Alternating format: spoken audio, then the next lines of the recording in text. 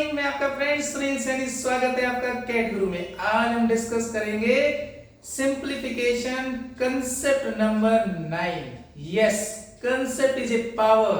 अगर आप चाहते हैं लॉजिक सीखना, आप चाहते हैं ट्रिक और आप चाहते हैं एग्जाम क्लियर करना, अगर क्लियर करना है तो कंसेप्ट पर फोकस कीजिए। आज का हमारा कंसेप्ट है कि जब भी आपके पास इस तरह का क्वेश्चन आता है तो आप उसको फैक्टर्स में कन्वर्ट करें। और फैक्टर्स कैसे बनेंगे, देखिए जरा। 2 का फैक्टर बनता है 1 into 2। यहां पर अगर आप देख रहे हैं तो ये होता है 2 into 3।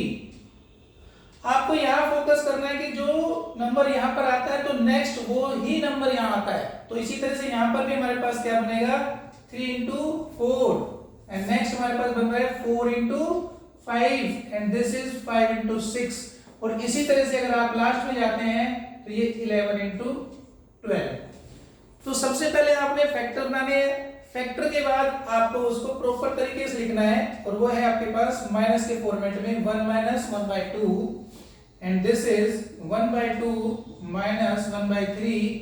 और इसी तरह से आप सबको लिखते जाएं।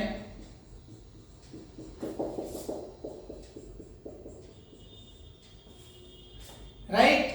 और अब देखिए फटाफट आप कैंसिल कर लीजिए, जो टर्म कैंसिल होती है और आपका आंसर क्या हो गया, 1 minus 1/12 एंड दिस इज 11/12।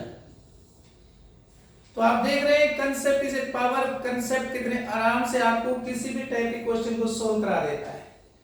तो चलिए एक और एग्जांपल देखते हैं। हमारे पास एक और एग्जांपल है, उसी फॉर्मेट में है और कंसेप्ट भी वही है। आपने करना है सिर्फ फैक्टर बनाने हैं। ये हो गया 4 into 5, ये हो गया 5 into 6 और ये हो गया 6 into 7 and this is 11 into 12। उसी फॉर्मेट में जाएंगे हम। ये हमारे पास हो जाएगा 1/4 minus 1/5 plus 1/5 minus 1/6 plus 1/6 minus 1/7 dash dash dash and this is 1/11 minus 1/12। और आपका जो आंसर है फिर से देखिए कैंसिल हो गई आपकी टर्म्स और आपके पास बची है सिर्फ फर्स्ट टर्म और लास्ट टर्म। यहां पर फर्स्ट टर्म हमारी है दिस और लास्ट टर्म हमारी है दिस। अगर आप पिछले क्वेश्चन को देखते हैं और इस क्वेश्चन को देखते हैं तो दोनों में एक नोट करने वाली बात ये थी कि हमारे पास जो टर्म बचती है वो फर्स्ट बचती है और लास्ट बचती है।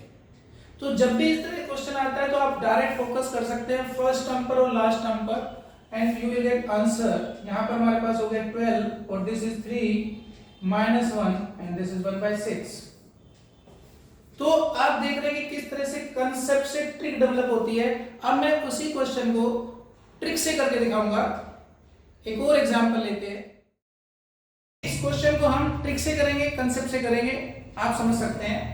हमारे पास इसके फैक्टर बनते हैं 1 into 3 और इसके बनते हैं 3 into 5 और ये 5 into 7 और ये लास्ट वाले आप बना लो डायरेक्ट। आपके पास क्या बन रहे हैं 9 into 11। पिछले 2 क्वेश्चन को देख करके हमने अब एक ट्रिक डेवलप कर ली है कि भाई हमारे पास एक तो शुरू का नंबर बचता है और शुरू में हमारे पास फिलहाल यहाँ पर क्या है 1 है और एक लास्ट का नंबर बचता है, फिलहाल हमारे पास क्या है 11 है। और जब आप इसको सोल्व करते हैं तो आपके पास क्या आता है 10/11। तो आप देख रहे हैं किस तरह से कंसेप्ट जो है वो ट्रिक डेवलप करने में हेल्प करती है। तो कंसेप्ट इज ए पावर।